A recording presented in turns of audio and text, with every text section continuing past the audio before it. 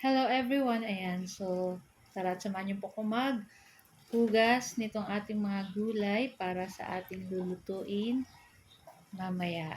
So, kayo ba guys, naisipan niyo na ba kung anong lulutuin ko ngayon?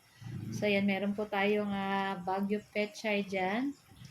At meron din po tayong 2 pirasong patatas. At meron din tayong 5 pirasong kamatis na malalaki. Ayan, medyo mahal po ang kamatis ngayon, kaya lang kailangan natin sa ating lulutuin. Kaya, yan. Tapos, meron din po tayong 3 pirasong siling pangsigang. Ayan, hugasan lang po natin. So, nahugasan ko na yung ating Baguio Pechay dyan. Ayan.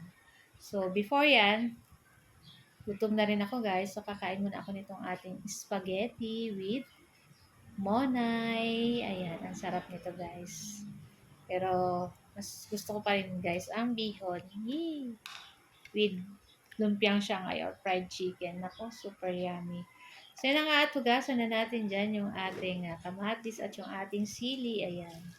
So, mamaya ay i-slice na lang po natin iyan para lahat po ay nahugasan na natin bago natin balatan at bago natin hiwain. Ayan. So, kayo po ba guys, ano po ang inyong lulutuin ngayong lunch? Ayan, share nyo naman. Baka makakuha pa ako ng ibang idea kasi minsan nakakaano din po mag-isip ko ano naman yung mga lulutuin. Ayan.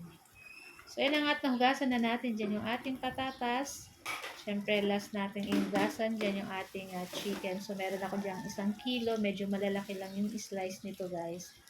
Ayan. Tapos, siyempre, ugasan natin iyan. Dapat make sure natin na lahat ay hinugasan natin para malinis po lahat yung ating mga lulutuin. Ayan. So, malalaki po yung slice nitong ating chicken. Kaya, pwede itong pamprito, charot. Pero pamprito talaga yung slice nito, guys.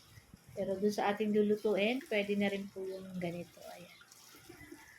So, guys, ayan na standby po sa ating video kung ano po yung ating lulutuin ngayon para sa ating pananghalian. At syempre hanggang dinner na rin po yan. Kasi mamaya ay ako ay may work na naman kaya yung aking lulutuin ay hanggang dinner na ng aking 3 sons. So guys, ayan, ito lang po ang aking video today at standby po sa ating next video para sa ating pagluluto.